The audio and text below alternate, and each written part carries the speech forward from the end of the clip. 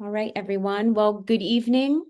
I'm Erin Ryan, CEO of NAMI Westside Los Angeles, and welcome back to our Janis Black Warner Speaker Series. It's a pleasure to have all of you here this evening.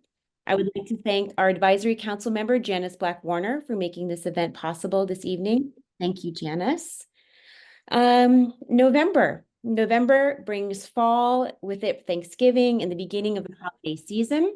It's a season of gratitude and giving, and it's also a time to reflect on the importance of caring for ourselves and those who care for us. In addition to Thanksgiving, it's also the month of gratitude and Military Family Month, and also Family Caregivers Month. Caregiving, as we all know on this call, and support for family is the non-mission and the core of our work. It's the work that we do every day to ensure that our community members have the guidance and care that they need to thrive. And on that note, we've heard from our community members that some folks are struggling with the post-election news, and we want to let you know that you're not alone. We hear your concerns, and our NAMI family is always here to support our community. Now, NAMI does not endorse particular political candidates because we are a nonprofit organization, but we do advocate for federal, state, and local policies that support mental health care services, and we will work tirelessly to the best interests of our community. So we will be sharing a guide to managing stress-related needs and a self-care guide. And who knows more about caregiving and supporting families than our speaker this evening? Our Janis Black Warner Speaker Series guest for November is Dr. James Kay. Many of us know him as Jamie, one of our family support group facilitators and a case manager and family trainer with more than 35 years supporting individuals and families impacted by mental health conditions. Now, Dr. James Kay has been working in the field of psychology since the 1970s. After serving as a treatment director at private Locke psychiatric hospitals, he worked as a grief trainer in Canada and in the United States. His focus is now on his concierge service, training and consulting families, doing psychiatric interventions, and working with children and adults doing house calls in the community. He will discuss this evening self-growth, client growth, keys to rehabilitation, and tools and tips for strengthening the family. Please join me in welcoming Dr. Jamie Kay.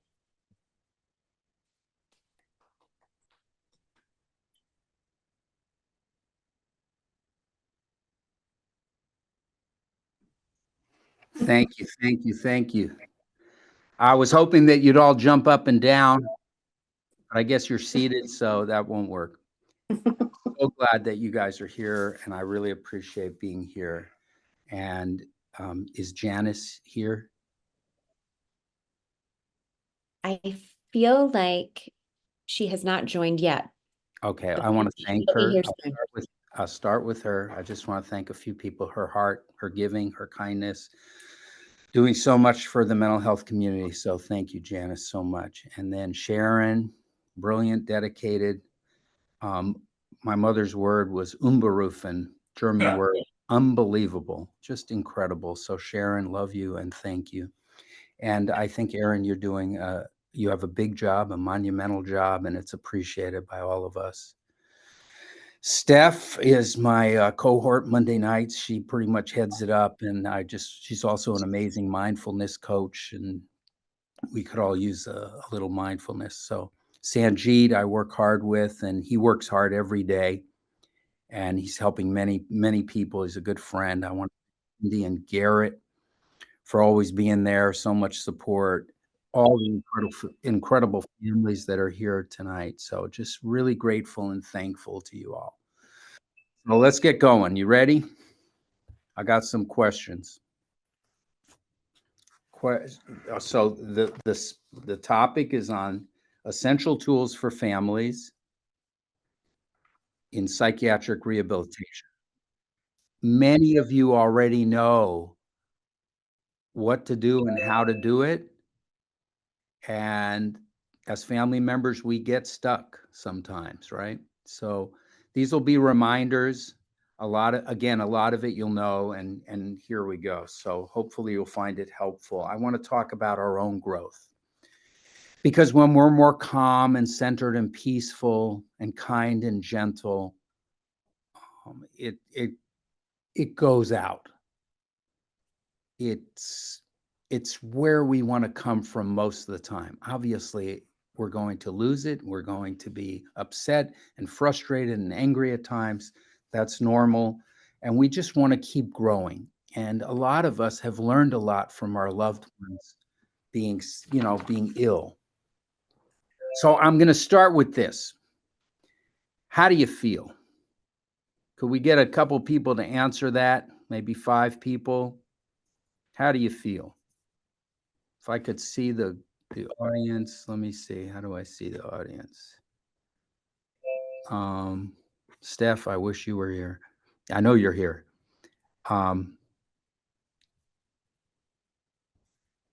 Okay, so can we hear someone? How do you feel?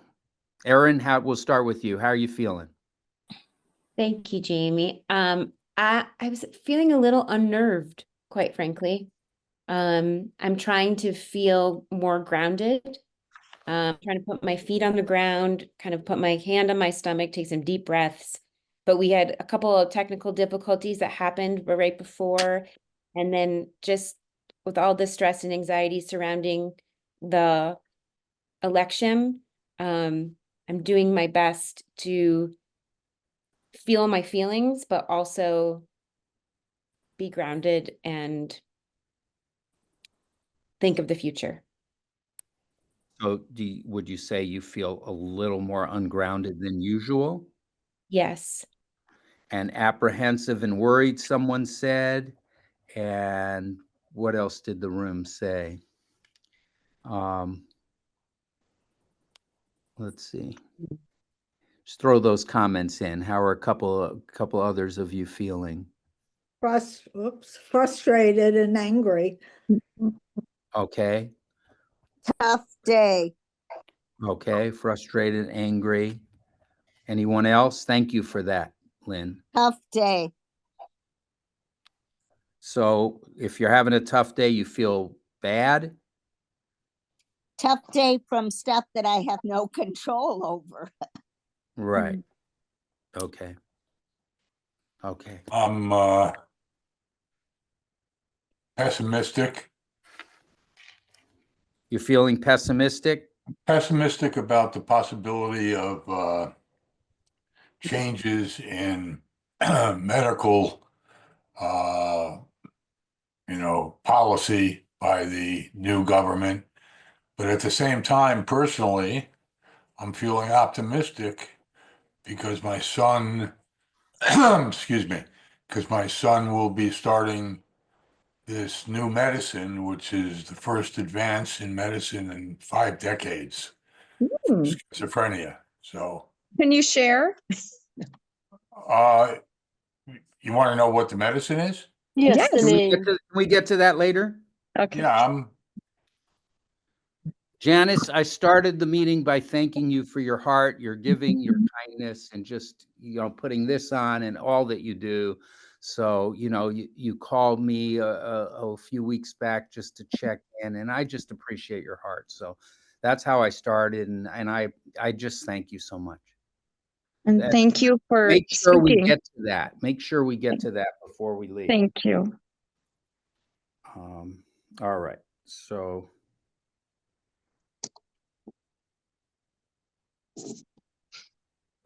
let me just get my daughter to come in here. And all right, let's go. So any comment on what the womb was like? You guys remember being in the womb? You were in the WOMB. You probably don't remember it vividly, but any thoughts on what that was like? Can any of you describe it in a word? If you put it in the chat, I'll shout it out.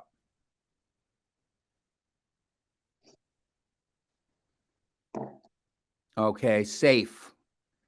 Who else? Anyone else? What was the womb like? Or just shout it out. How would you describe the womb? Safe. Floating. Very good. Warm. Thanks, Lynn. Huh? Thinking it Comforting. was warm. Warm, comforting. blissfully unaware. I love it. Embracing. Embracing. The womb is wet. It's small. It's quiet. It's dark. It's all the other things that you said. And your flow, it's really our training in life. So the first part of what I'm going to talk about is self-growth. And I'm going to talk about the womb because I think you'll find it applicable. In the womb, it's our training for 9-10 months of what we're to do. We don't need a credit card. We don't need food. We don't have want. We're just floating in fluid from moment to moment. We're just floating. Guess what it was like when we came out? The Cold. opposite. Cold. The opposite. It was cold. It was dry. It was noisy. It was big. Some of Chaotic. us were slapped upside down. Some of us, my kids were prodded by nurses and dried, and their first experience. And even though we were told you can dim the lights, put some music on, we did all that. And still, the kids were like, their first breath in life was almost like, ah! And they're screaming and they're hysterical. And we went from floating for 9-10 months to tightening. Our first experience in life is almost traumatic. It's so sudden. It's so intense. And we end up being tight. Most of us, many of us, the rest of our lives, we don't even know it. We're holding the steering wheel tight. We're breathing. If we take a big breath, it's 2 or 3 seconds. And guess what? You can take a 20, 30, 40-second breath. And you can breathe so slowly that your exhale's also 20, 30, 40 seconds. But you know, everyone talks about hold for, let go for, whatever. And there's many ways to breathe.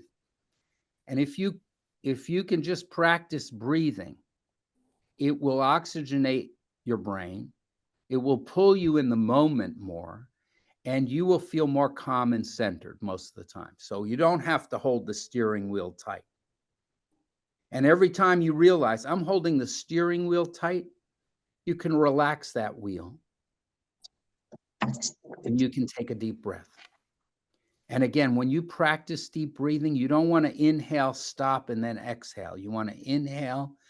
It can be nose, mouth. There's no right or wrong way, but inhale slowly and don't stop and then exhale. Connect the inhale to the exhale, but on the exhale and on the exhale and on the exhale, just relax your cells. And what will happen? We will feel better. We'll feel more peaceful. So how do you feel? Then what happens? Very interesting. One parent might come in the morning, when you're 5 years old and say, don't flush the toilet because you'll wake your brother up. And the other parent might come in a little later and say, flush the toilet, it's going to stink in here. And then you should do this. You don't do this. Sit up straight. Take your elbows off the tables. A lot of what I learned. I'm glad I learned those things. And we didn't learn some other things. So what happened was we were in the womb breathing. Oh, back to the breath. Let me just go back to the breath for a second. I'm going to skip around a little, bear with me. So when we're breathing very slowly on the exhale, we want to relax every cell. And we want to do it as many times as we can. If we're in a difficult situation with our loved one and we know that it's going to be a phone call or we're about to see them, start breathing very slowly. The more centered you are, the better it's going to go. So we want to learn to breathe deeply and float lightly from moment to miracle moment. So those of you who can, if you're willing, close your eyes for a moment and just take a very, very slow breath. And notice that many of you, your jaw will be a little tight.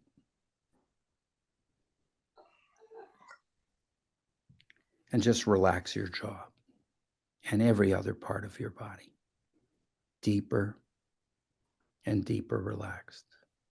And some of you have been holding your jaw tight for a long time, so just let it go even more. Excellent. Still a little tight in there. Just, yeah, that's it. Those are your feelings. And just notice how by breathing a little slower, you've been able to calm down a little. Just let it go. Breathing deeply, floating lightly from moment to miracle moment. A lot of what you answered when I said how you're feeling are a lot of heady stuff. It's what you're thinking. Why? Because we're thinking all the time. Our teachers, you can open your eyes if you want or keep them closed and keep breathing, whatever you want. Our teachers told us, read pages 1 through 50, answer questions 1 through 10. And it put us in our heads, not our teacher's fault. We are in our heads a lot. And it's okay, especially if we get our heads working for us. We have a lot of judgmental, critical, difficult thinking going on, especially our loved ones who are struggling. So we don't want to become our head. We want to observe it. We don't want to become all the thoughts. We just want to slow them down. We'll slow them down with breathing. We'll slow them down by telling ourselves, maybe we put it on a little card, breathing deeply, floating lightly from moment to miracle moment. This is a miracle that we're in. Look, we can look at each other. We couldn't do that 100 years ago like this. It's amazing. It's incredible. And we have loving people in this room, incredibly loving people. It's miraculous. Breathing deeply, floating lightly from moment to miracle moment. There was a guy named Wilhelm Reich. He studied with Freud. He was a doctor with Freud, and he left Freud because he said, it doesn't make sense. What about infants? We're not going to talk to them about the Oedipus complex. What are we going to do? So he basically came up with a way to unblock the blockages, and he said, we're armored. And he was way ahead of his time. He was, he was put in hospitals. He was put in jail. A lot of body therapies have come from his work. And he said, when we block, when we armor, we're going to have problems. So he unblocked people through breath, through manipulation, through all kinds of ways. And there's a book called Me and the Organ that I read years ago. It takes like 30 minutes to read. It's really wonderful about his treatment. But what he said was, when we are unarmored, when we are not blocked, the function of a healthy person is to be of service. So that's what we're doing here in this room. We're being of service. Can you take the self-growth off the list so I can see everyone, please? Thank you so much. Let me see. Oh my.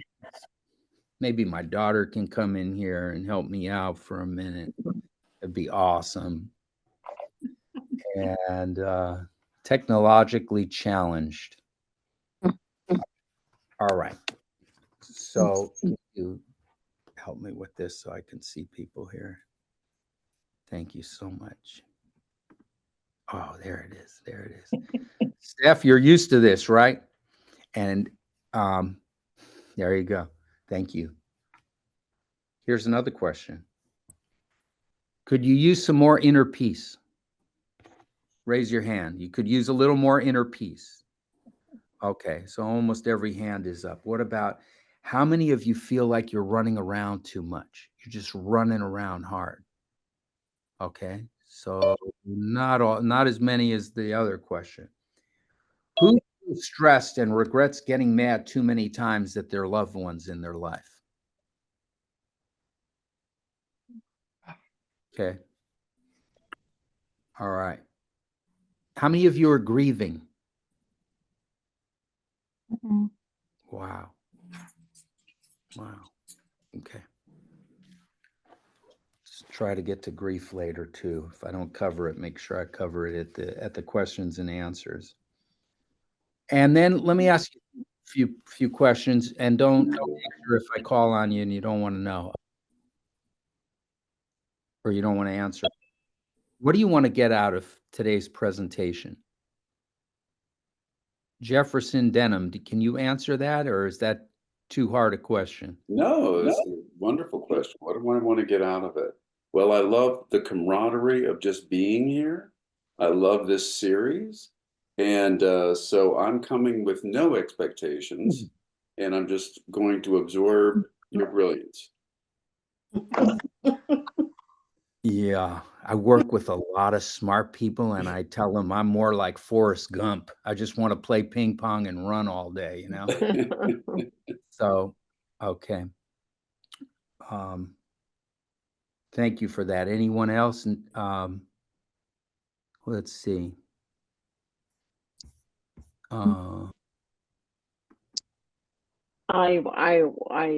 Jamie, I don't know if I'm mute or not. Hold on. No, No, I'm we not can hear mute. you. We can hear you. Okay, yeah, I like to get more, I think, inner peace out of it, to be able to, when I'm talking, I'm hearing illogical things just because of my son's extreme OCD. I can manage it. I can talk to him in a logical, calm way, and I don't get today. I just got all worked up, and I hate that after the fact. But so that's what I just want to get, my own inner peace, my own inner control over myself, because I know that when I'm in control, I pass it on to him. I help him. Otherwise, I just, yeah. Thank you so much. It's very hard Yeah. to let go. It's hard to detach. Exactly. Healthy detachment is hard. It's hard. That's why It is. Yeah. our loved ones pick up where we are. So we want to practice. We want to do our work. We ask them to do the work. We have to do the work as well. It's really important. And you guys all practice here. You've all done the work. So anyone else want to weigh in on what they want to get out of today? Sharon, what do you want to get out of the presentation today?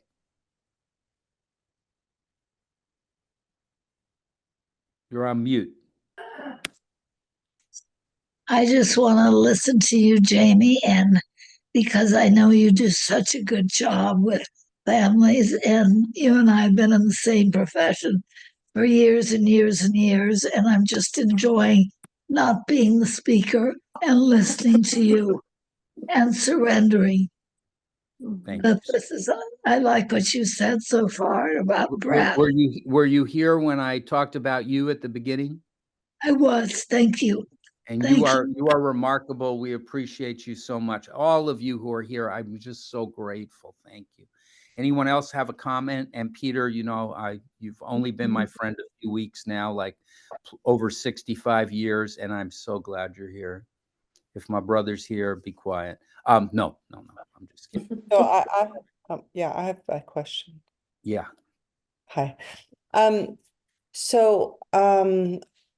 I guess I was looking, I thought what was sent to us, my son's in treatment after 2 years, finally got a diagnosis that made sense with the schizophrenia. And after a year and a half of just being in the prodromal phase, and, you know, I'm actually very centered, I think, when you hit bottom like this. And now that he's improving and finally getting the clozapine and the proper help, but he's coming out of treatment, and there's just so few resources out there for, and he's really engaged and feeling better. Is like when he's out of IOP and we're home with him and he's going back to school, how do we support him, and where do we find those sort of resources? We will cover that today. We'll definitely cover that today, because that's what I was telling family last week. It's like my kids had 20 hospitalizations.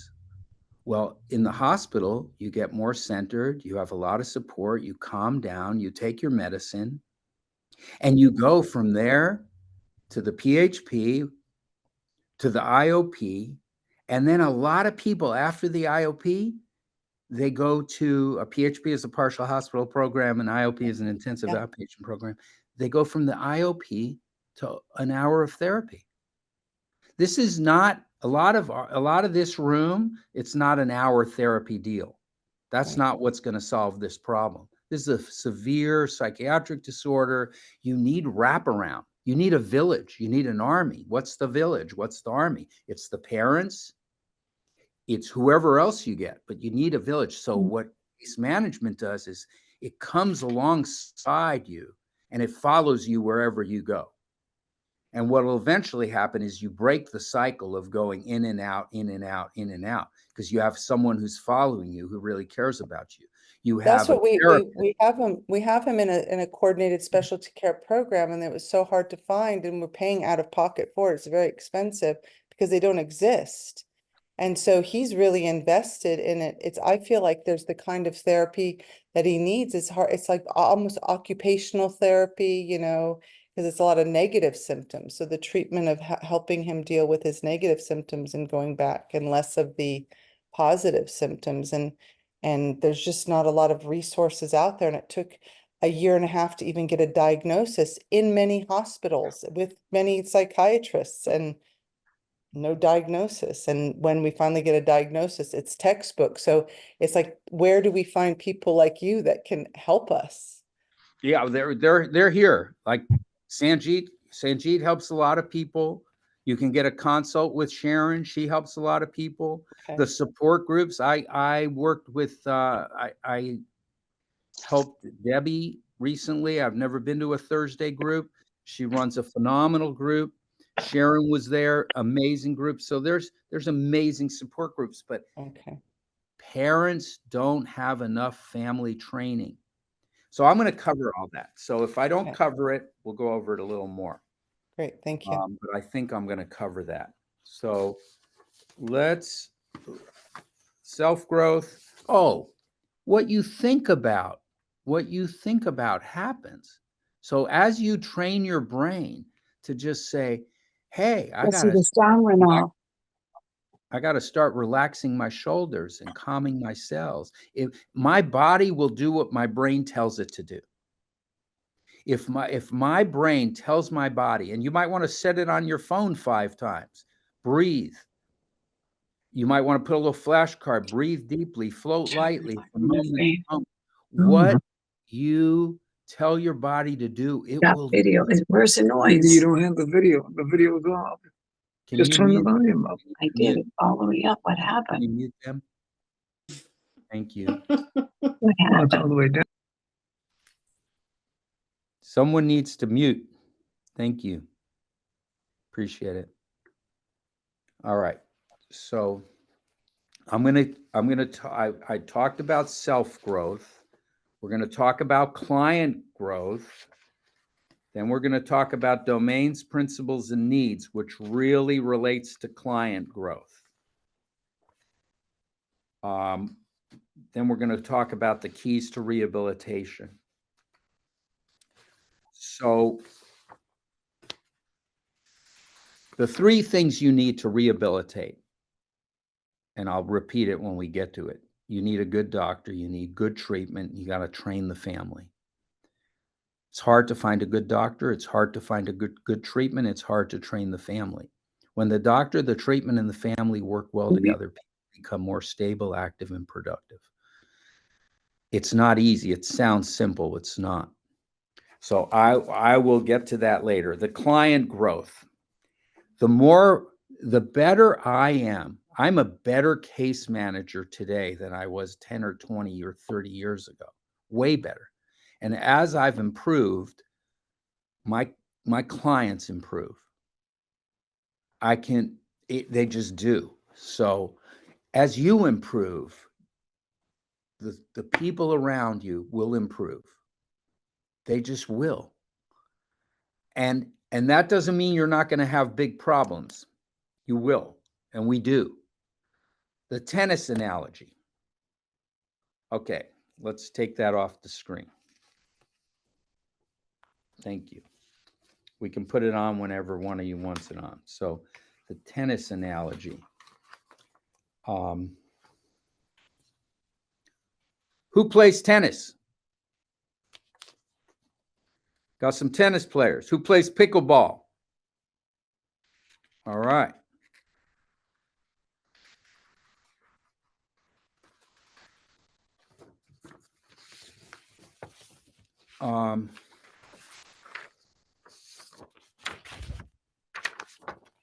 I've been with many, many clients on the tennis court, not because I love playing tennis.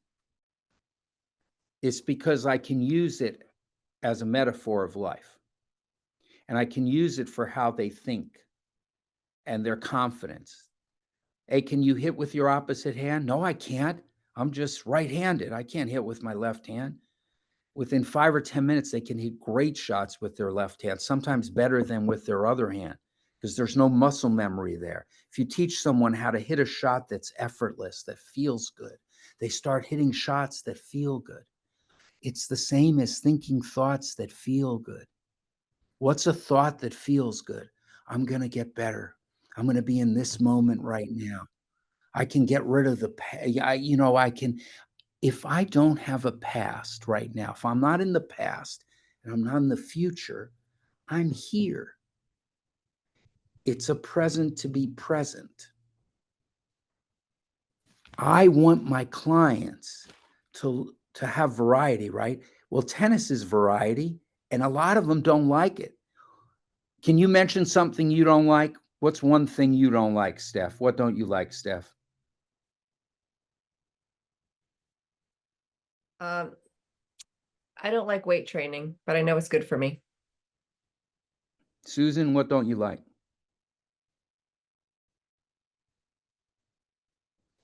I don't like to dance. I hate to dance. Thank you, E. I don't Susan? like tennis. You don't like tennis. I use Ethan lately to my clients as what is a person who has variety. He loves birds. He loves cooking. People come over, he cooks for everyone. He loves tennis. He loves traveling. He loves his family. He's playing piano. He has so much variety. He gardens a lot. He has tons of variety. Our head tells us, I don't like this. I don't like that. I've had clients tell me, I really don't like that. Have you ever done it? No. It's like our heads are full of crap sometimes, and we don't know what we're doing. And our heads create a lot of separation, a lot of distance. So we don't want to become our heads. So let's get on the court and see how we can do. Let's try to hit a shot that feels good. Let's try to think a thought what's a jammed up thought that you've had for a while? What's an effortless thought that you could put in there? I've got this. I like to say that to clients a lot. I've got this. You've got this. You can do it. You can do it. I know. I have a client. I love him to pieces, and he can't get out of his head. So when I started with him, I said, okay, I think we need a different doctor. And he's gotten a different doctor. He's starting to get better with the medicine. He didn't have enough treatment. So he has more treatment now. He sees me twice a week. He sees his other therapist twice a week. He's just got more treatment now. And we work on getting out of your head, not becoming those thoughts. Those are just fear. There's fear and there's love. If you have a loving thought, it's hard to have a fear-based thought at the same time. It's two main emotions, fear and love. All unhappiness is from living in another moment than now. And our heads are designed to pull us out. Our heads feel, in the future, we're worried about things. In the past, oftentimes we feel bad about things. Obviously, you can be in the future and have great thoughts. I'm going on vacation. I'm seeing my buddy Peter in 2 weeks. I'm excited about it. I can feel wonderful about things that happened in the past. All unhappiness is from living in a moment than this one. Okay, I'm trying to see other people on here. I'm having some difficulty. Let's keep going. A present to be present. When you learn to be in this moment and you don't have tomorrow and yesterday, you will be here. It will be a present to you to be here. Thank you. There you go. All right. So creating your best life. How many of you are living your best life? Can we get a yes, I am? Brendan, you How- living your best life? Unmute. Brendan, you living your best life? I try to tell myself that every time I wake up each morning. Yes. Beautiful. What does that mean? What does that mean, Jamie? Oh, yeah, I'll get to it when I get to domains, principles, and needs. Your best life is when you have variety, you're growing, your mind is stimulated, you're learning things, you're contributing, you're giving out, you're giving back, you're helping out, and you're passionate. That's living when you're really there for your friends and your family, you're there for the community. You're there for yourself, you're there for others. That's that, and you're giving back, you're contributing, you're learning, you're passionate. Variety, we'll get to it with the domains, principles, and needs. All right.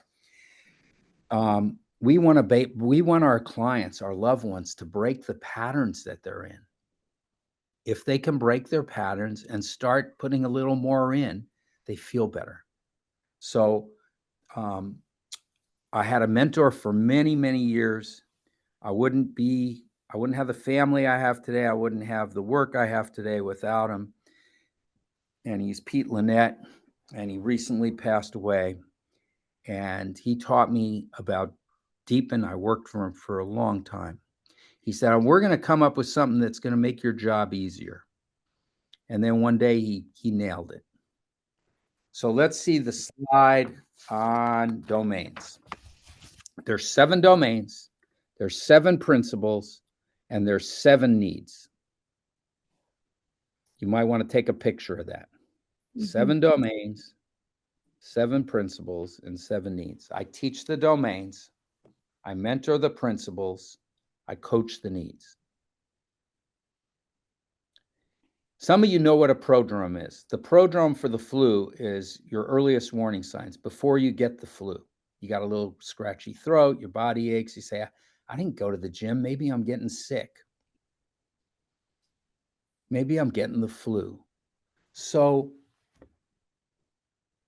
it's important. The clients that will learn about their prodromal warning signs, just like a diabetic has to learn about what are my early warning signs before I have a big break or a big episode or big symptoms. What comes before that? So I teach clients, a lot of it was developed at UCLA, how to track their warning signs, mild, moderate, severe. Some of them won't track it. Doesn't matter. They can still learn about it slowly over time. How do they learn about it? They internalize my wellness. They internalize family's wellness. They internalize their therapist's wellness. They start gaining insight and judgment. That's the best way to get through the anosognosia. Have a little village of people who have insight and judgment, who don't push it on you. So psych med, if you're managing your condition and you have friends in your life, you have balance to reduce stress by recreating. You're managing your time, your money, your personal affairs. You have an adult relationship with your family, a sense of purpose and direction through working, volunteering, taking classes, and you believe you can create, you have a good attitude, you believe you can create a life worth living. That's rehabilitation. Usually,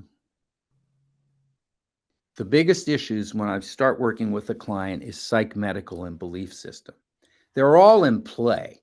But when if you had cancer and psychiatric disorders are like are a severe medical disorder, some of them.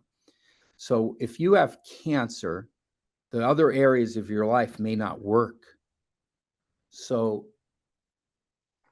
you have to manage your condition before you can really socialize well, recreate well, manage your time well.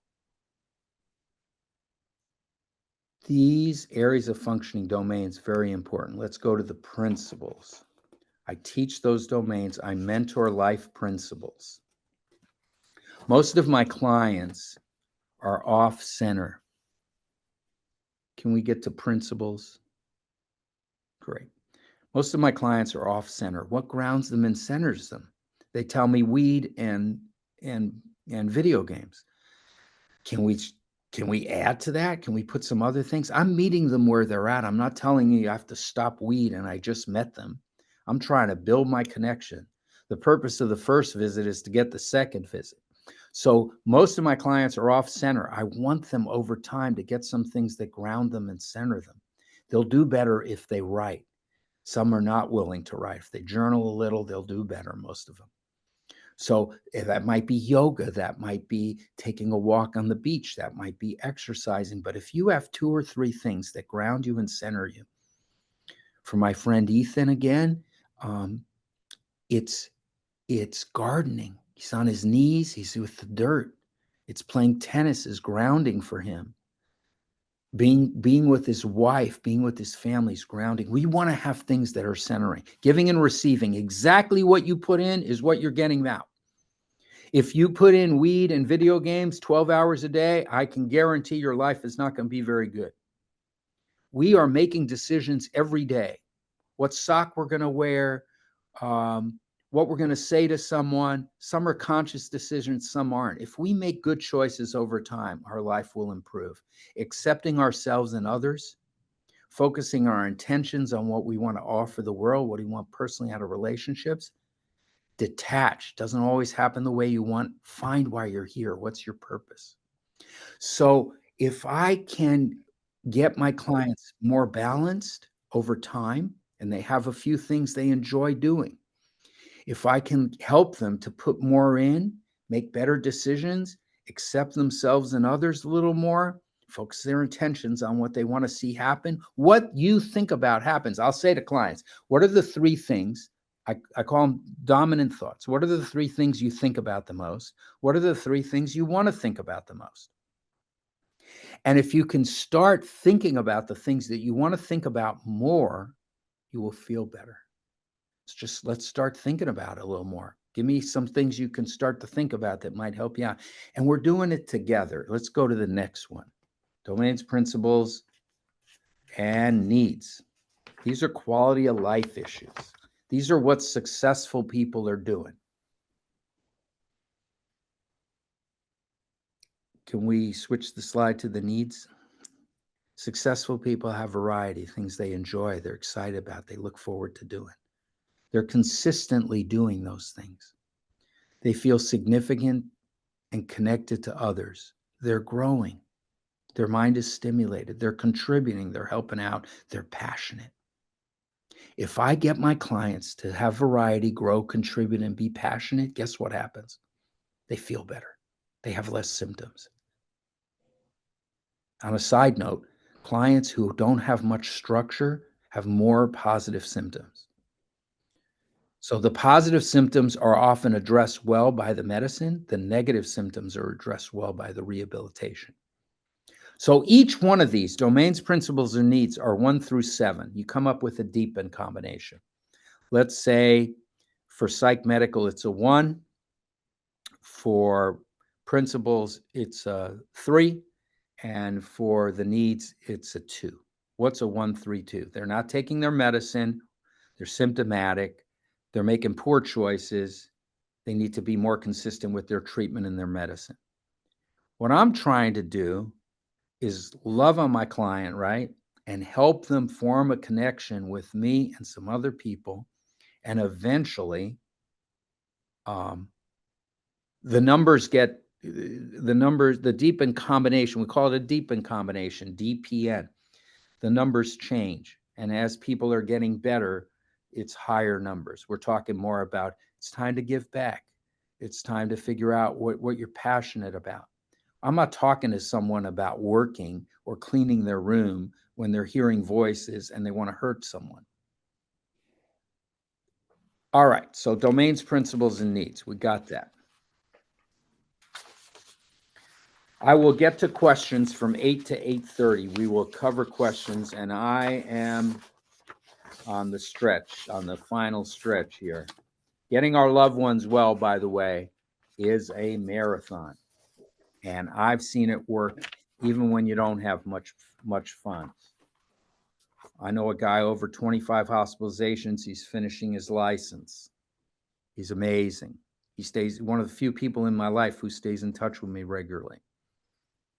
him and his mom are good friends. So, all right. So the keys to rehabilitation.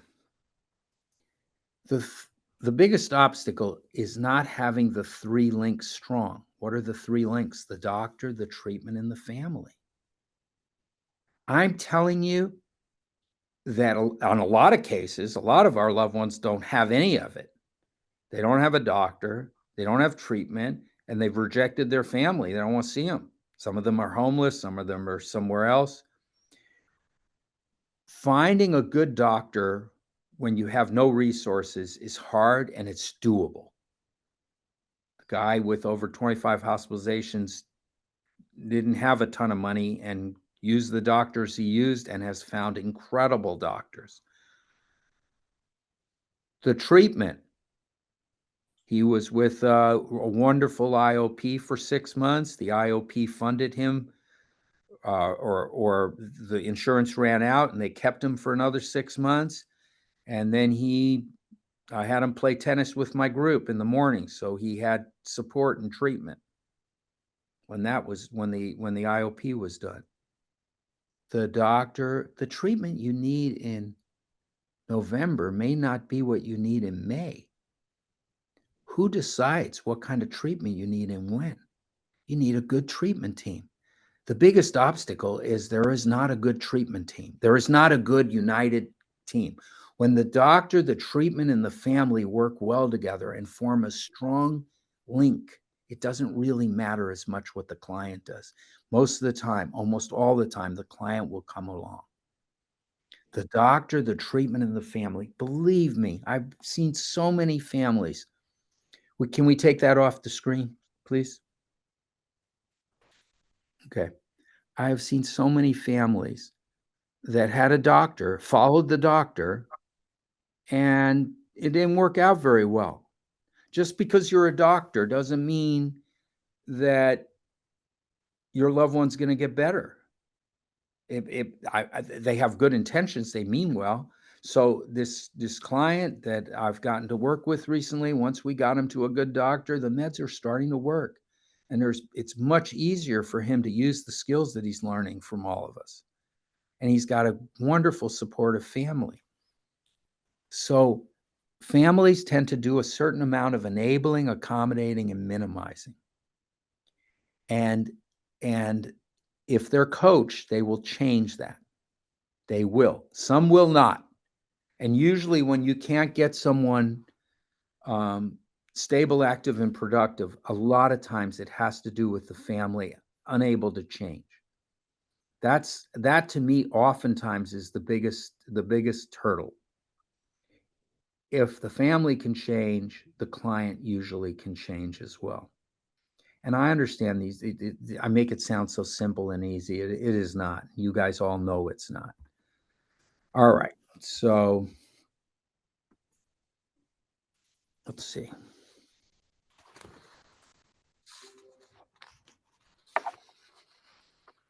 Okay. Tools and tips for strengthening the family. Guidelines for the family.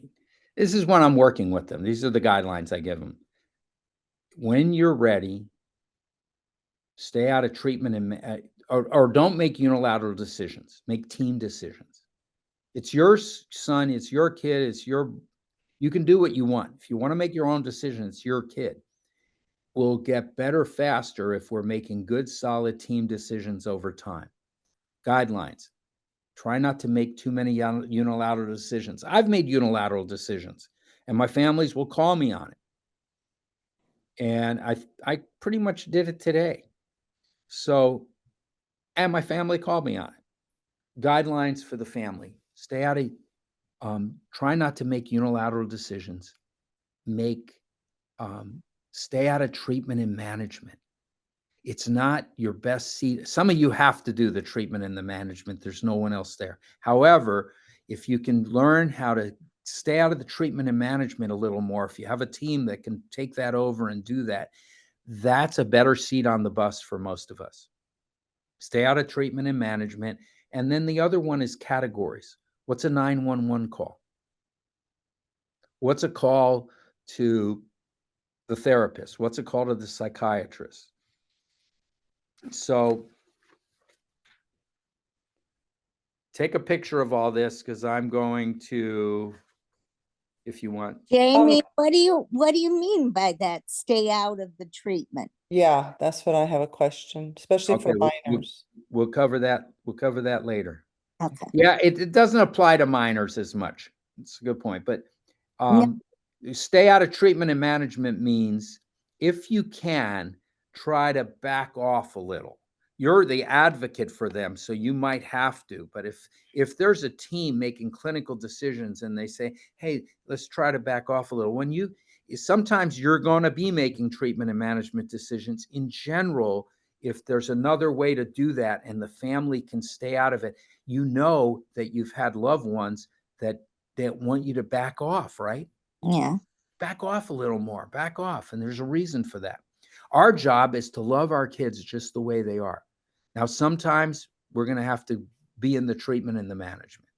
But this is when I'm in there and I tell the families, let me take over slowly over time if I can. And I'll take over the treatment and the management as much as I can.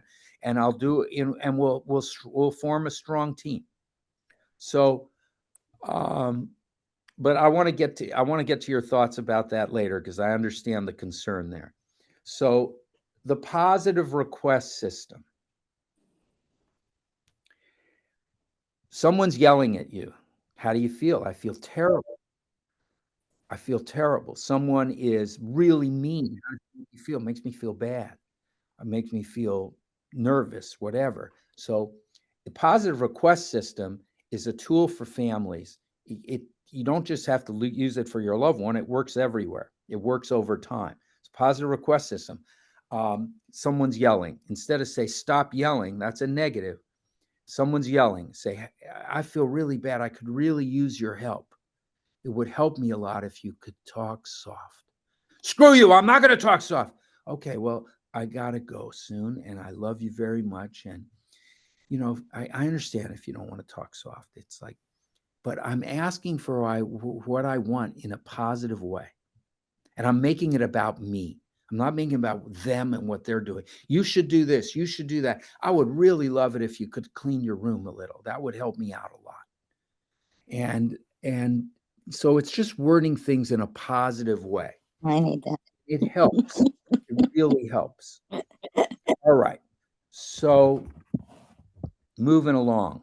I'm trying to see some of you guys. It's not easy, but I'm getting better at it, Bree. Bree is my daughter who's helped me with the PowerPoint and all that stuff. Here we go. All right. Positive request system. ACT. This is like LEAP for you guys who know Amador. And this is a simpler one. I learned it from Pete Lynette. Align, comfort and compassion, truth and trust. When you hear from your loved one, hear with big ears. We want to say, oh, no, I can't believe you're telling me that. I can't believe you think that. Just hear with big ears. Align, validate, stamp what you're hearing first. Then give some comfort and compassion. Then go to the T. Then go to the truth and trust. Align, align, align, align, align. Validate. Validate what you're hearing. I'm telling you, so often the parents give their take, and now we're on the parents' track. If I can train my families to align, hear what they're saying, our clients, our loved ones, your loved ones don't feel good enough. If they feel heard, they start feeling a little better. We want to hear them. Align, align, align. Give some comfort and compassion when you can. Tell your truth depending on how much trust is there. So the truth is dependent on how much trust is there. They've already heard so much of your truth. They don't really want to hear it. My kids would hear it better from you than they're going to hear it from me. Yeah. So I want you to watch, not just with your loved ones, watch with your friends. I listen to conversations all the time. Someone says something and the other person gives their take almost all the time. My grandmother died. The other person says, Oh yeah, my grandmother just died. Now we're talking about their grandmother. Mine just died. Theirs died a year ago. Come on. So people don't feel good enough. They want to be heard. The best way to hear them is to validate what you're hearing. I thanks for telling me that. I hear that. I appreciate you telling me that. And keep it neutral. We are charged. That's why I want you to learn how to breathe and calm down and think in a really way that helps you and our loved ones. We want to balance your fear thoughts with loving thoughts. I get families all the time. I'm worried about this. I'm worried about that. Okay, but we got to root for them too. We got to have faith that they can get better too. We have to have hope that they can. Let's balance the fear with hope, and it's important. So language is important. Language is important. I tell families, needs become wants, can'ts become won'ts, shoulds become coulds, buts become ands. Language is important. A lot of clients get negative reinforcement for what they're doing. They get negative reinforcement for, I wrote down some things. Let me see if I can find them. I'm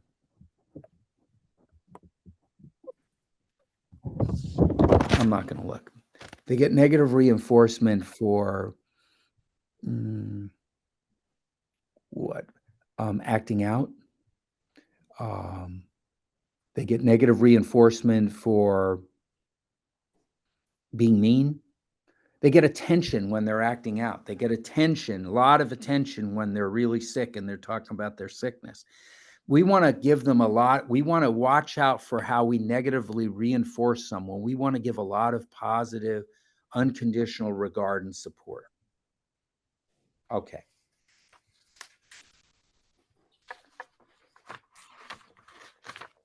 Family, staying neutral. So we covered that a little. Stay as neutral as you can. Yes, you're going to get charged sometimes. You're going to get stressed sometimes. That's normal. It's okay. As much as you can, stay positive. Stay loving. Family leverage. We have leverage. We just don't use it very well. I got to get to this. Let me find it. We have leverage. I wrote down some really good stuff on leverage and what they learn.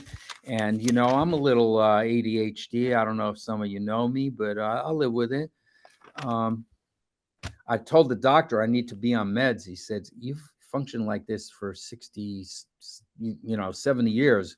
You don't need to be on meds. So, okay. So there are a lot of side effects to the meds, he told me. Staying neutral, family leverage. We have leverage. We let our kids, a lot of times we teach our kids, you can do it. If you want to be psychotic in your room and you want to, spend $500 a day and you want to smoke pot, you want to do this, that's what we're teaching them. You can do whatever you want. No, that's not what we want to teach them. We want to teach them that you're going to have to meet us halfway. I'm not just going to do 90%. And you do 10%. You got to meet us halfway. I want to use the leverage. How do you use the leverage? By having a team that helps you use your leverage. And it doesn't have to be expensive to have a team.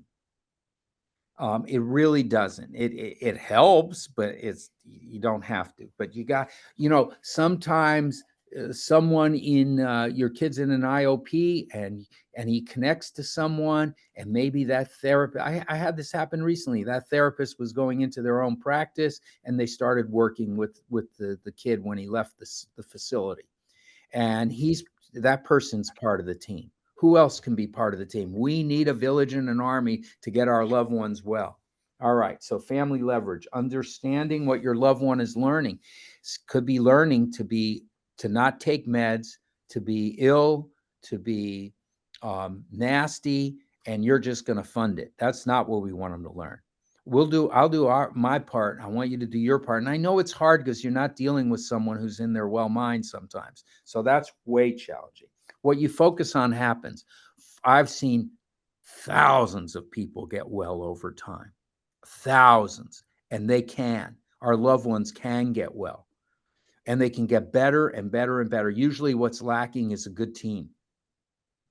You're probably lacking a good doctor, good treatment, and the family is not being properly trained. NAMI doesn't train families individually. They don't. But there are people who train. Sharon does training. I do training. There's plenty of people out in our city who do training, family training. All right. Balance fear and worry with hope and faith. I covered that already. Breaking patterns. I covered that a little. We want to break the pattern that they're in. You know, I had someone say to me, like, what do I do when they're doing this? I said, well, you could start coughing. You just fall down on the floor. There's millions of ways to break patterns. So we're in patterns with our loved ones. We're in patterns with our friends, our family. How do we break it? With awareness. Start breathing, start listening more, start giving more support, positive support, lower the negative support. The secret sauce, guess what it is? Do we have any guesses? Sharon, you're muted. Winnie, what's the secret sauce? Ketchup and mayonnaise. Ketchup and mayonnaise. Excellent. Excellent. Said by the cook. Winnie, Yeah. what do you think the secret sauce is? Be love. Huh? Staying with it, I guess. Staying with it. Love. Love. Love. Who said love? Jackie. Love. I did. I said, Carol too. Jackie. Okay, so you get a $5,000 gift card Okay. after you win the lotto. Oh. All right. So the secret sauce is love. It's loving ourselves just the way we are and loving others just the way they are. Love is the willingness and the ability to allow others to be how they are. Sometimes it's hard. Very hard, very hard. Love is the willingness and ability to allow others to be how they are without it having to satisfy me. Love is our kids learned conditional love. I learned conditional love. I'm learning how to love myself just the way I am. I'm learning how to be more gentle. I have a rough edge. I'm from New York. I talk fast. I think, I don't think so fast, but I want to be loving, kind, gentle, peaceful. What I put out comes back. What we put out in this room comes back. We're here for each other. You need a consult? Call Sharon. Call me. It's free. It's free. So that's the next page. Final thoughts. Final thoughts. Can we put that on?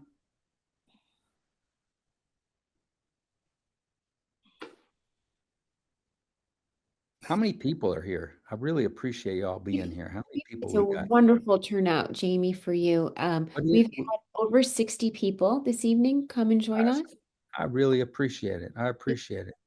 Fantastic. And you are amazing. You have such wonderful information to share with our families. And you would like to share one of your last slides. Is that right, Kathy? Maybe you can pull up that last slide. And what's the name of it, Dr. K? Final thoughts. Final I have thoughts. 2 more slides. Final thoughts. Great. Yes, pulling it up right now. Thank you so much. Be kind and compassionate to yourself. It's really important. We're under it sometimes. It's so stressful. Love yourself just the way you are. We got to love our kids just the way they are. We don't have to like it all. We got to love them just the way they are. Shift your patterns slowly over time. Take a little better care of yourself. Have a little more variety. Contribute. If you're not, grow. Follow your passions. We don't have to tell our kids we're doing that. They'll see it. Lower your stress, increase your peace. The healthier we are, the healthier our loved ones are. And I know that's a tough concept. And then the last one is how to contact me. I will do free consultation for anyone. If money is tight for people and they want some kind of rehabilitation, Sanjeet does amazing rehabilitation, incredible. I will make my fee more affordable if whenever I can. And that final thoughts. Contact. Did we put the contact up? Contact. That's me. You can reach me anytime. You can reach me 24/7. I may not answer. I'm not a crisis team. You can reach me anytime.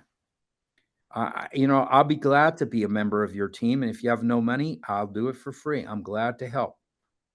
I want to help.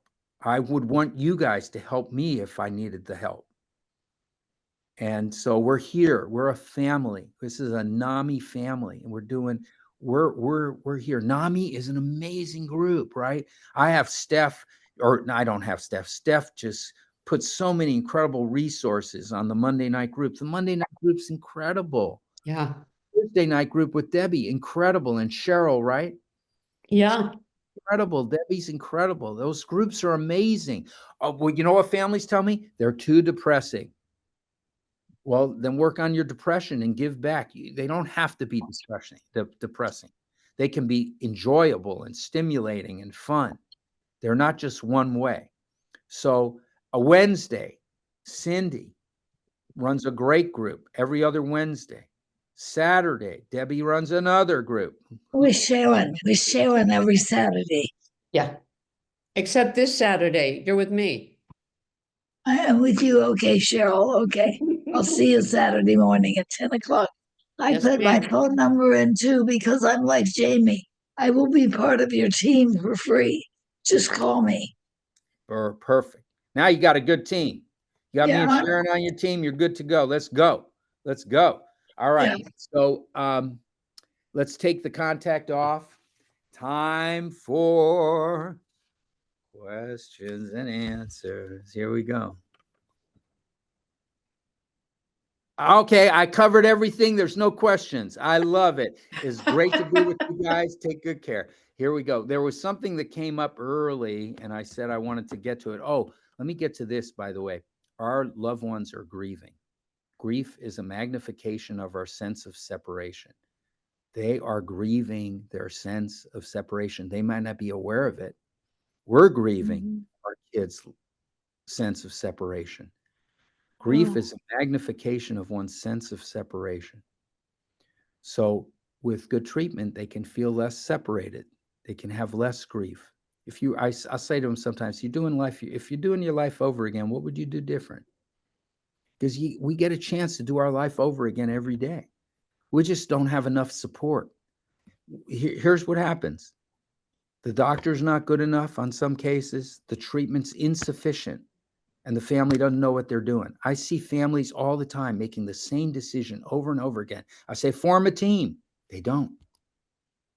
They make their own decision. And I get why. I understand why. It's hard to make tough decisions. It's hard. It's life and death stuff. I get it. And I have no problem with families doing what they're doing. And maybe I have a little problem with it, but I'm trying to work on that. All right. Steph, what's your question for me? Yes, I love you, Steph. I love you, Jamie. Thank you for all of this wonderful advice. I do have a question for you. So when you're, what would be like your number one tip for communicating with your loved one? Great question. Your number one tip is just to hear them. Just to hear them. Just to love them. Love is the secret sauce. Just love them. Love on them. But loving on them doesn't mean you're taking, 2 hours of abusive phone call. Love them just the way you can. Sometimes loving them is stepping back a little, but hear them, love them, stay as neutral as you can, and try not to tell them too much what to do. Oh, Aaron. Jamie. Hold on 1 second, Sharon. Jamie, I wrote a book, How to Talk to Your Mentally Ill Relative. And here's what you can say to your mentally ill relative. You can say, oh, gee, that's interesting. Wow. And that's it. That's all because we're just supposed to be listening and validating.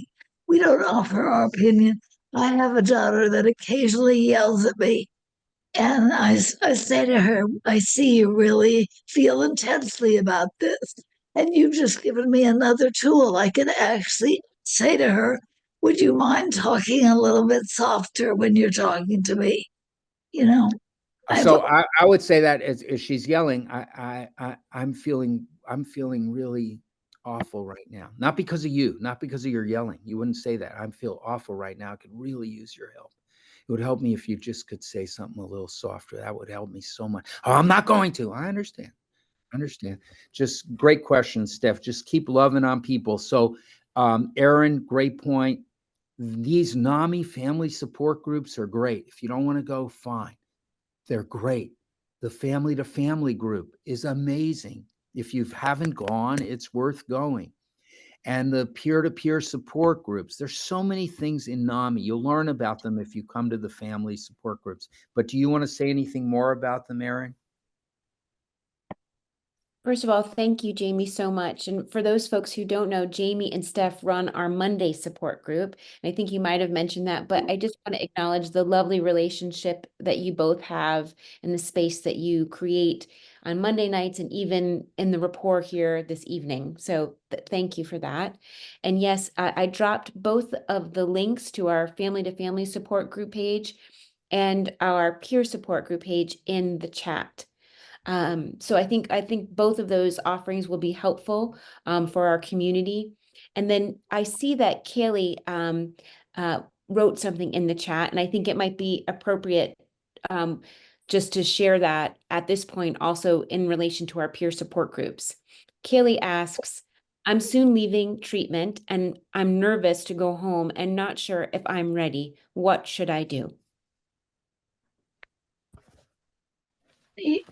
You could go to the support group and you don't have to talk. You can just listen. There's no pressure to talk in any group. Can you repeat the question, please? Absolutely, but I also see that Kaylee has her hand up. So Kaylee, I'd just like to create space for you to speak as well.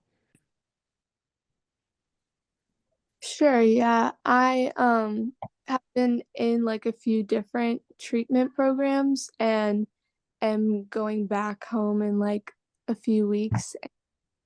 I just am like nervous about the transition, like what the support would look like, or like trying to communicate with my family because the program hasn't really like done a lot of family sessions. Okay, so let me answer that first. I want to get to a lot of questions. We don't have a lot of time. So, Kaylee, you want your program to give you start working on the discharge plan early, and maybe you can start some family work early. And you want to go. How long have you been in the program? This is my second week. Second week in the program. You're going to be there another week or two? Yeah. And so, you have a week or two to work on a really good, sometimes it's not best to go home. You can be near there. Use your team there to come up with a good discharge plan. And if I can help in any way with that, just let me know, or Sharon, let us know. We want to help. So it's hard to come up with a good team. It's a good treatment plan. And you see hospitals all the time. They have a terrible treatment plan. Client leaves the hospital, goes to almost nothing, and relapse, goes back to the hospital. Okay, next, anything else, Kaylee?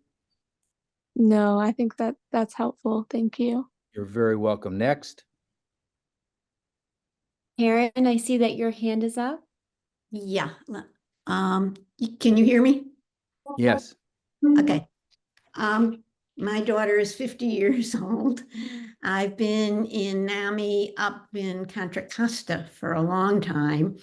And she has bipolar disorder, PTSD, some other issues. She's done better and worse over most of her life and has tried different combos of drugs.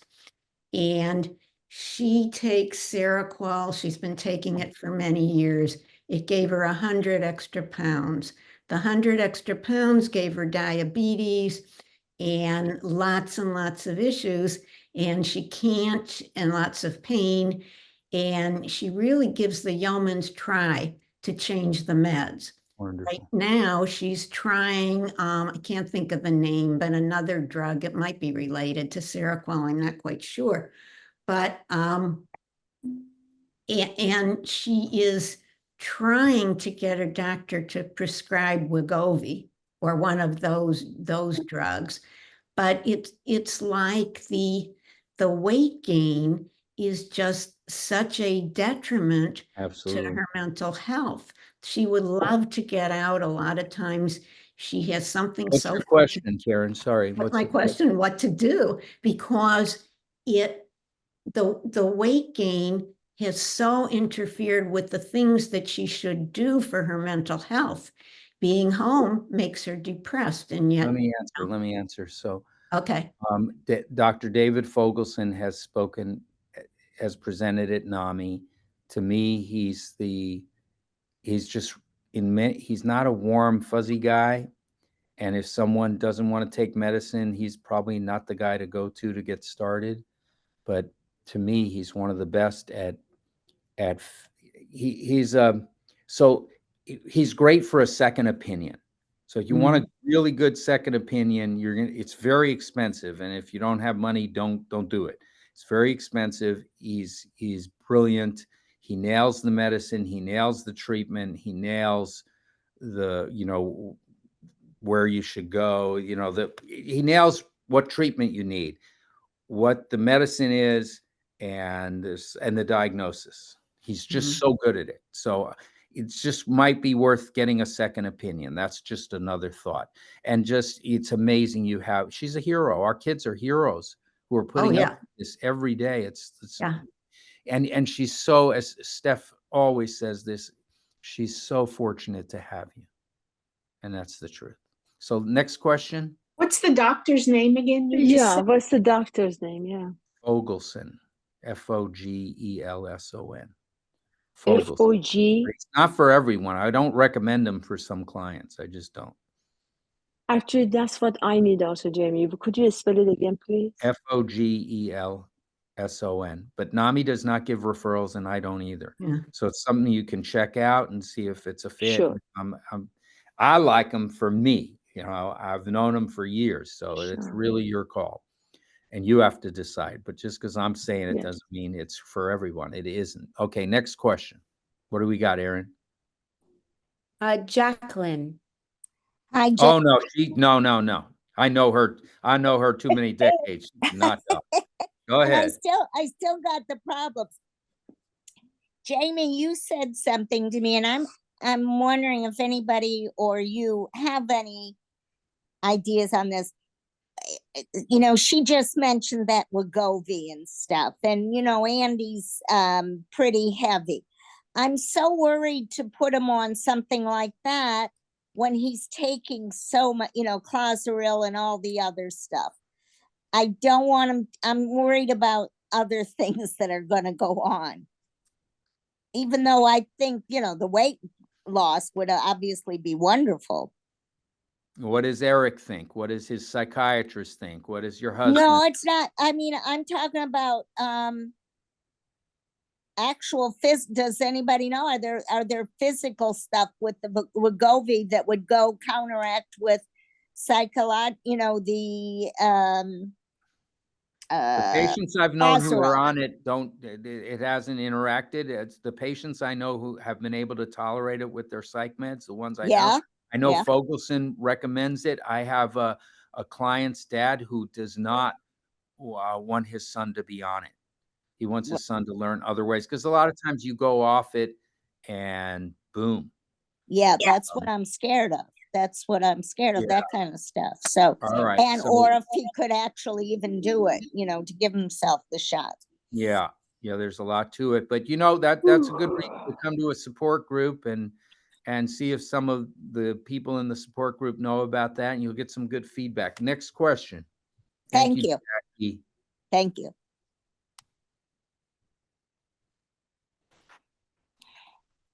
Any other questions for Dr. K?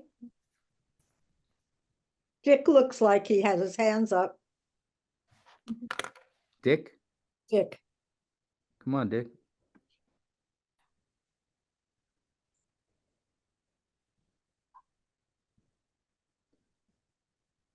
Can you hear me now? Now, yes. This is like a Verizon commercial. Can you hear me now? Sorry about that. Anyway, I was wondering maybe, Jamie, if this would be a good time to go back to the father who was talking about the new atypical that's coming down the line, because that is possibly going to eliminate a lot of the weight gain from the current clozapine that this is the cousin of, if you will, and maybe that person knows more about the medicine than just the name of it and some of the effects that they would be expecting to see in their son who's going to start it soon. Excellent. Thank you, Dick. Thank you so much. And if you guys need navigating for regional center ever, he knows the system well. He can help families. And he's a conservator as well, and a good guy. I've known him for a long, long time. Wonderful Would guy. you put your information in the chat for us, please? I'll try to. I'm challenged technically like Jamie's. I'm going to give it the best try. I'm having a hard time staying on this call. My iPad went out and I'm doing it from my... I'll find you. Yeah, please. Yeah, just contact me. I'll give it to you. But who mentioned the drug? What was the drug's name? Gary, are you still on, Gary? How could I leave you? How could I leave you? I don't know. You probably can't. Yeah, the drug is called Covenby. I think it's Covenby. My son is currently on Vraylar. He has tried, my son is 38 years old. He has over the years tried clozapine, but he can't handle it. Oh. So this just came out. It's billed as the first new medicine for schizophrenia in 5 decades. And my psychiatrist, my son's psychiatrist, has already ordered it. It's very expensive. I don't know exactly how much yet, but from what I understand, it's a monthly shot, and it is it addresses both the positive and the negative symptoms. Could you spell it? Could you spell it? I think it's Covenby. It's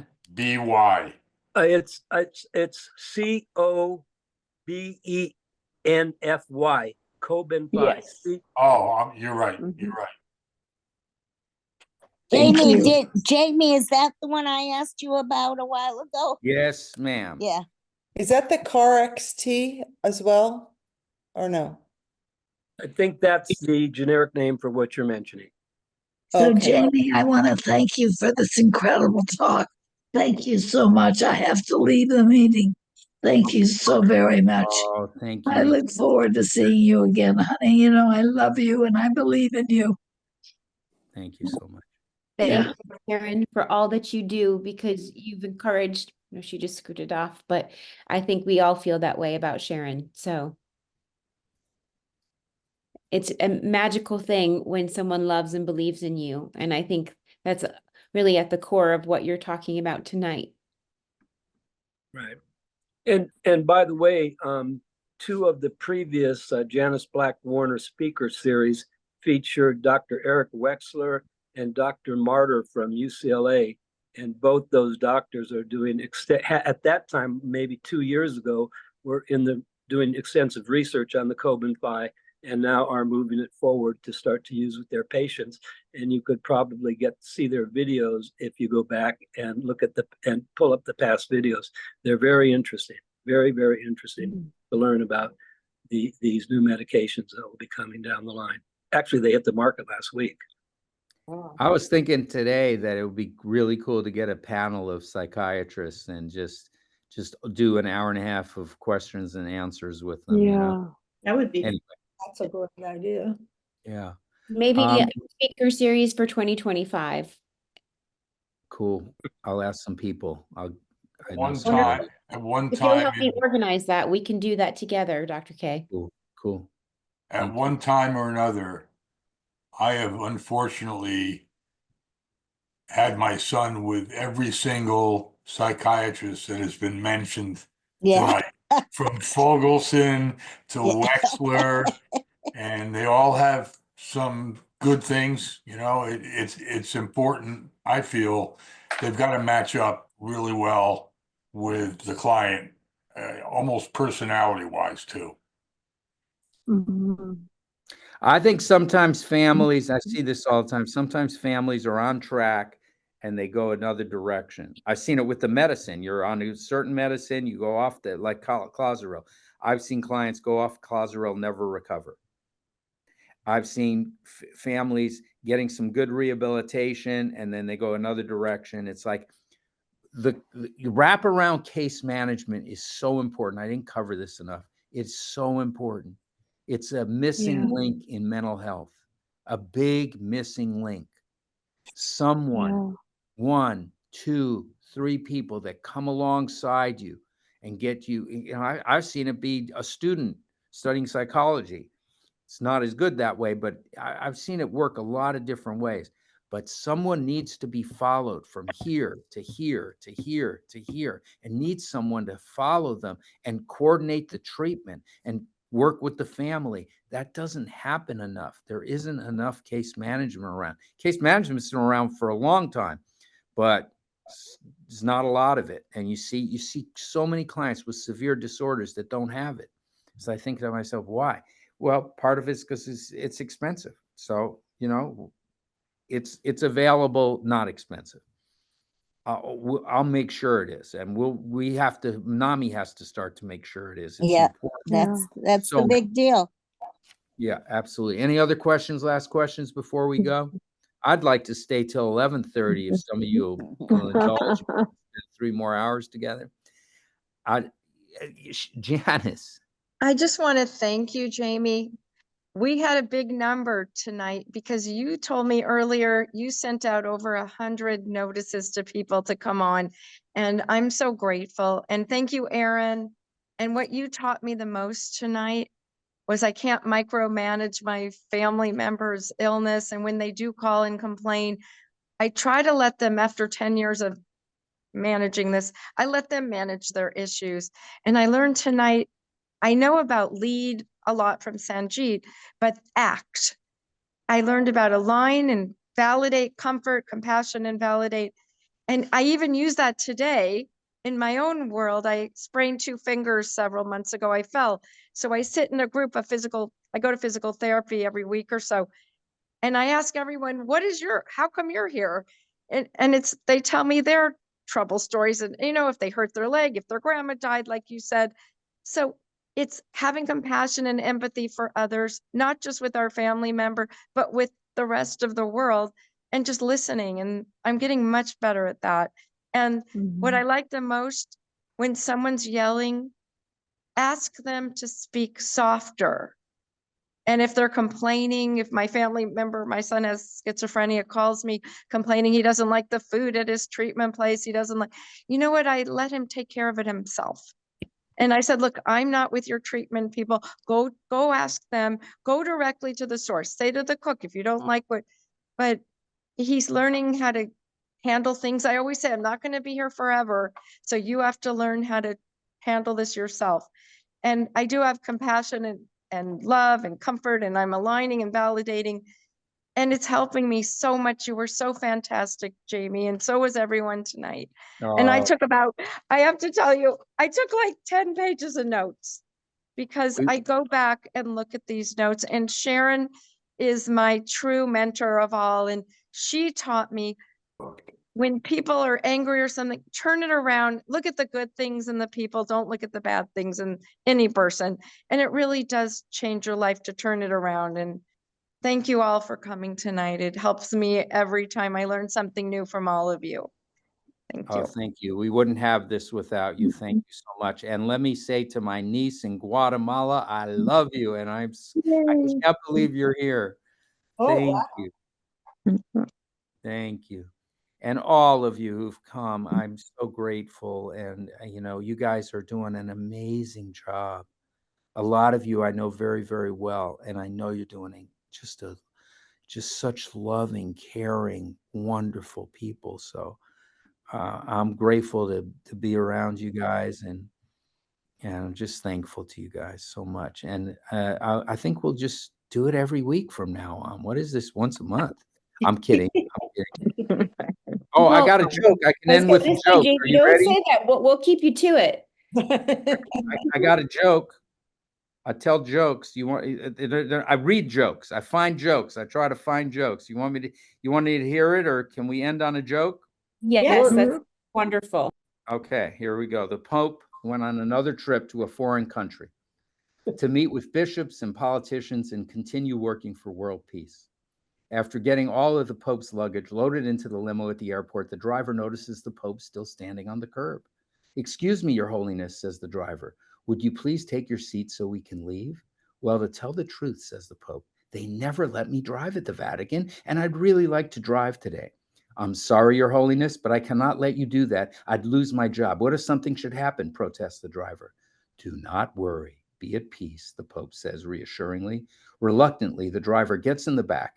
As the Pope climbs in behind the wheel, the driver soon regrets his decision when, after exiting the airport and getting into the countryside, the pontiff begins speeding. "Please slow down, Your Holiness," pleads the worried driver. But the Pope continues speeding. They go right past a cop on the shoulder of the road who promptly goes after them with sirens active.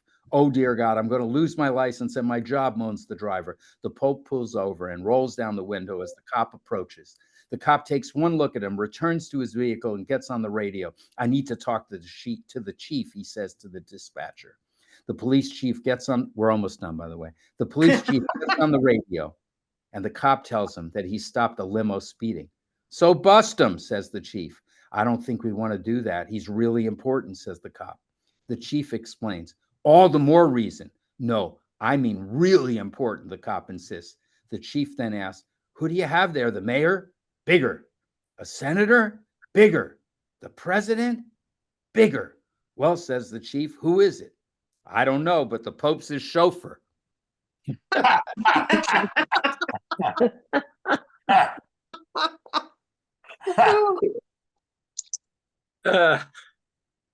You have to have a That little was good. Jamie, thank you. Oh, Thank but you I so didn't much. cover that, but humor is essential. It's essential.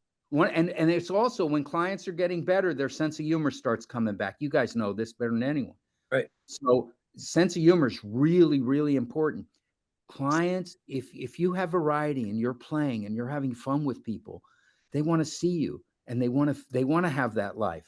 I had my client tell me that I want to be joyful and have fun like you. I was very serious today for an hour and a half. I kind of broke out in hives from just being so serious this long. It's like, we got to play and have fun. These things are very serious and very difficult.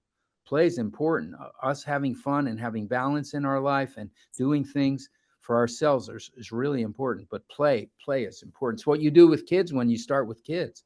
Play is super important. Did I answer the person's question who had a child and about staying out of treatment and management? Did I answer that enough? All right. Well, I guess it's enough. I don't want to keep going. I want you guys to go to bed and get a good night's. We I really could do play want to all keep night, going. I have a feeling. Yeah. What's that? Thank you, everyone. I said I think we could play all night, especially with you at the helm, and it would be a lot of fun. So thank you for making us laugh, making us be more grounded. I wouldn't mind telling a joke.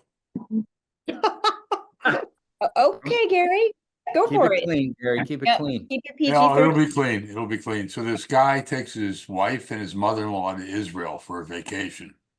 While they're in Israel, the mother-in-law dies. Undertaker says you could send her back to the States and bury her there for $500, or you could bury her here in the Holy Land for $150. The guy thinks for a minute. He says, "We're going to send her back to the States." The Undertaker says, "Why would you do that? Why would you spend $500 when you can bury her here in Jerusalem for $150? The guy stops for a second and he says, 2,000 years ago, a guy died here. And 3 days later, he rose from the dead. I can't take the chance."